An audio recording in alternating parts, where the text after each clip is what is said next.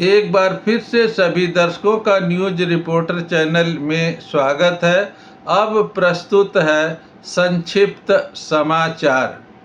यूरोपीय देशों में भीषण गर्मी जारी है। ब्रिटेन ने माह जून का अधिकतम तापमान रिकॉर्ड किया। फ्रांस में अभूतपूर्व गर्मी के कारण अनेक क्षेत्रों में रेड अलर्ट घोषित किया गया। यूरोपीय देशों ने यूक्रेन को मजबूत समर्थन दिया। अमेरिकी राष्ट्रपति ने ईरान संघर्ष से संबंधित अतिरिक्त रक्षा व्यय बजट का प्रस्ताव रखा।